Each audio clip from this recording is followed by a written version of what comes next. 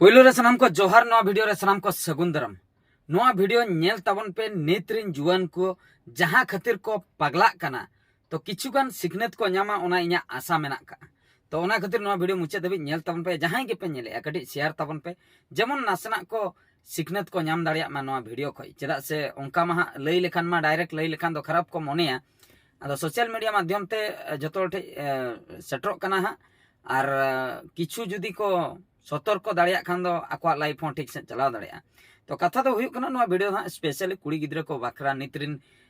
जुआन को एटा कैटेगरी को हो कमी रे दो लगा गया मेनखान स्पेशल दो कुड़ी गिद्रा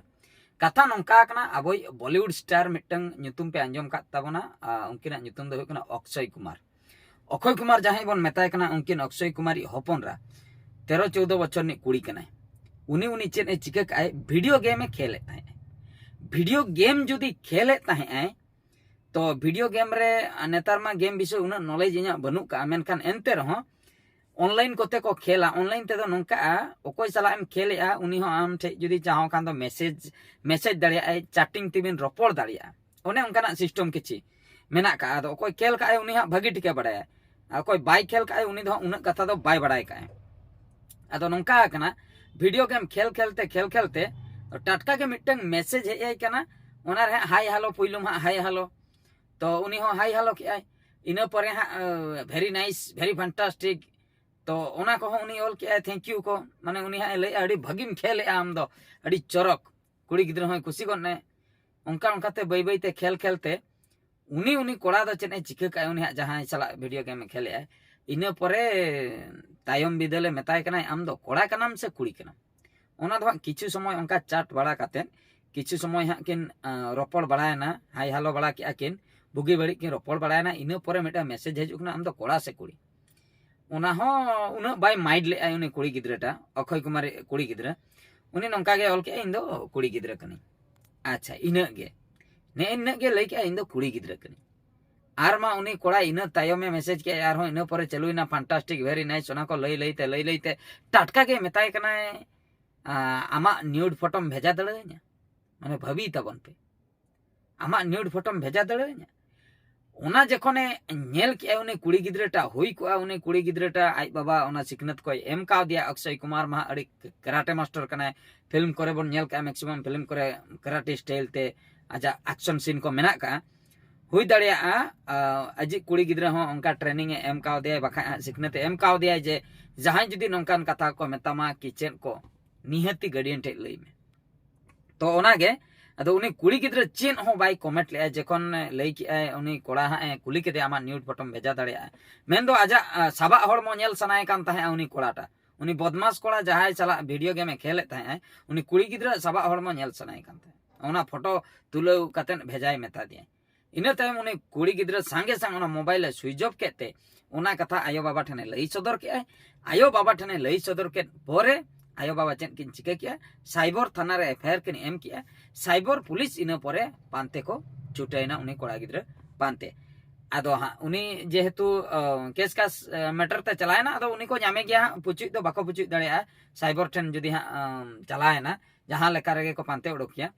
आदो नो दो कुटीपुती ना कथा कना जेहेतु Akshay Kumar film star film hero कना उनी होपनरा कुटीपुती हड़ कना को ओना खातिर लगन तुरंत एक्शन को हताया हानते ना चलुइना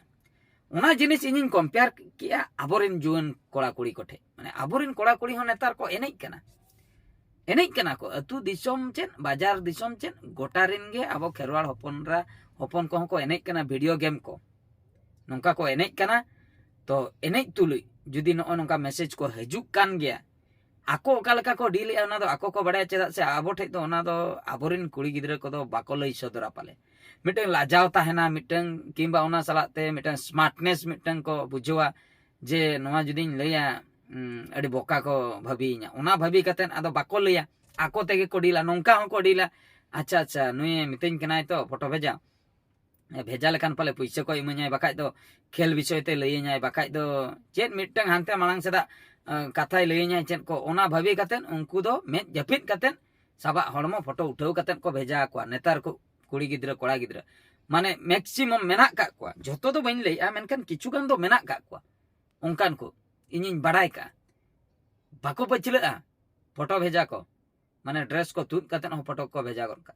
माने नोंका को बालो चाबा कना नुना को एडिक्ट कना नो वीडियो गेम करे ऑनलाइन गेम करे माने लई गे बांग गानो आदो जुदी नो नोंका को कमी गया अकोय को जुदी आपे को पे ठिके दाड़िया को कान ताबना तबे दो माना को पे अकोय ओड़ा कोरेन कुड़ी गिद्रा को कोड़ा गिद्रा को जुदी नोंका को कमी माना को पे आर निना कथा मेता को पे जे जहाई जुदी बाहरे होड़ उनका ऑनलाइन ते हुएन कि जहां सेन तेगे जुदी लई आको उनका तबे दो अड्डी लोगन मांग गार्डियन ठे लई पे नोआ कथा पासनाव पे इना परे साइबर पुलिस ठे केस पे ऑनलाइन ते जहां तिना गे फ्रॉड हुयुक कना टाका पैसा ना फ्रॉड हुई दाड़ा ब्लैकमेल दाड़िया को माने जुदी मिटंग फोटो मिटंग क्लिक जुदी उनी कोड़ा ठे चलाव को इना खान गे तो अम्माय माने ब्लैकमेल में आया दे 1000 टका दे 1 लाख टका दे 50 लाख टका जहां तिना गे रंगे हड़ कान खान दो 10,000 20,000 ओंकाय कोय में जुदी गडी किसण न्यो हड़ कानम तबे 2 लाख 2 लाख 9 लाख 10 लाख ओंकाय कोय में अदो हानते चलुइना अदो नोआ दो मिटंग स्कैम कना नोंका को कोराय नो वीडियो गेम माध्यम ते खेले आको पुइलु तापरे को चिन्ह परचो को बेना कना बेना तायम बिदल नोंका ब्लैकमेल रे को शिकार कना आइमा गान कोड़ा कुड़ी नोंका को शिकार कना खाली कुड़ी मेनते दो बइन ले कोड़ा को हो को शिकार कना ओना खातिर नोआ करे को अडी सहारे बन ताहेना जुदी बाई चांस ओंकान घटना घटा कना ओड़ा रे निहति बन लई में किछु दिन लहाना कथा माने इन दो भगी न्यूज करे नेल लेते इन बांचाय ना बाका इन फसाव को न्यूज करे नोंका नेल ले मिटंग अननोन नंबर ते मिटंग कुड़ी ओना दो मिटंग अननोन नंबर ते उनी कुड़ी कॉलाय व्हाट्सएप नंबर मा नेतार ओका लेका रे जे होड़ कोठे चटरो कना ओना दो आको को बड़े चला कना ऑनलाइन जिनिस ओना दो भाबिर ना दो बनु जे चिकतेम नाम किया आर कुली बकरा हो तीसरा आलो पे चेष्टाया आम दो ओकोय कनाम ओका कोनेम लई इन्या नंबर चिकतेम नाम किया ओकोय एमा मिया सरी लई में ओना को आलो पे कुली को तब ना नेतार दो को नाम दाड़िया कान गया ऑटोमेटिक ओना कुली कतन आपे सगई आलो पे बढ़तिया माने चे चिका कना ओना न्यूज री नेल ले उनी कुड़ी दो राती 12टा परे हाय हेलो बड़ा कतन डायरेक्ट वीडियो कॉलिंग माने बाय बड़ा हचो आमा वीडियो कॉलिंग एम ते लई हो बाइले डायरेक्ट वीडियो कॉलिंग आमेम भाबिया चेन खतिर कॉलिंग की आपे चिन रिसीव ले नोंका फ्रंट कैमरा मा ओनक कान गया नोंका रिसीव गन का जेखन उनी कुड़ी दो सबा हड़मते ताहे को कना सबा हड़मते ताहे को कना जस्ती बांगा 2 सेकंड बखा 3 सेकंड इना गान गे ताहेना इना परे ओना कॉल दो कटिया आदो इना गान आजा सबा हड़मो ताहेना तापरे अपनारा फेस दो पूरा ताहेना ओंडे एने इना स्क्रीनशॉट कातेन गे उनी पुलिस टेने केसाय इना परे टकाय कोय में नोंका नोंका इने नोंका केदन्या नोय नेले ताबन पे नुई इने सबा हड़मोते मेता दिन्या वीडियो कॉलिंग आर नितो नोंका इन इन्या मान सम्मान चलायना पुइसे इन्या जुरिमाना एमइन पे माने जुरिमाना को कोकोया माने इन्या नोआ भरपाई बखरा 10 लाख 50 लाख 10,000 50,000 ओने ओंका तो इनटे ओंकान कॉल बार पे दाव हेज अकना ओंका गे हाय हेलो तापरे ओना फोटो कुरी नेला प्रोफाइल फोटो करे कुड़िया फोटो कना तापरे चेन हो बांगा रोड रोपड़ बनु डायरेक्ट वीडियो कॉल अड़ी चिंता रना कथा डायरेक्ट वीडियो कॉल आदो तो बोतर तेगे बनी रिसीव ले इन मांग रे न्यूज करी नेल किया नोआ मा नोंका ब्लैकमेल गन कमाय बोतर तेगे बनी रिसीव ले पूरे कॉल कटी गिडी नोंका हेज अकना बारधाव गान इनटे हेज अकना इना परे बार पे दाव जखन उनी फेलियर ना इना परे दो बाय कॉल का तो नो नोंका साइबर अडिगान ठोकामी हुयुक कना अडी सावधान बन ताहेना टाका पैसा ना फ्रॉड हुयुक कना नो ना ऑनलाइन वीडियो गेम को खेल बड़ा काते अडिगान नोंका ब्लैकमेल रे को शिकारक कना तो ओना खातिर कुड़ी गिद्रा को स्पेशली कोड़ा गिद्रा मा इज्जत चला उना लाजाव शरम बनु आमेन खान कुड़ी गिद्रा इज्जत चला खान अडी मारंग इम्पोर्टेंट जिनिस कना नो दा अडी दुख रेना कथा तो ओना खातिर जहां कुड़ी गिद्रा को चला नोंकान घटना घटा खान गार्डियन ठे मांग लई पे इन पर साइबर थाना केस पे आर जुदी गार्डियन को नोआ वीडियो पे नेले तबे आपेरन कुड़ी गिद्रा को लिया को पे बुझाव को पे नोंका नोंका घटना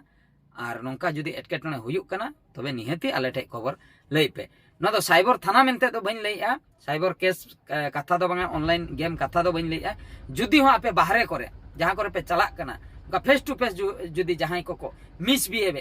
तबे हो आपे गार्डियन टे पे लई दाड़े और गार्डियन हो इना कथा गे बिटी गिद्रा तको लई कतन बुझाव को ताबन पे नोआ वीडियो तो निंके दरागे आर मिटे वीडियो रेबन नेपेला वीडियो ओका लका पे बुझाव के कमेंट कते निहति पे बड़ा हचु냐 मान खान मुचे रे सनाम को गॉड जोहार।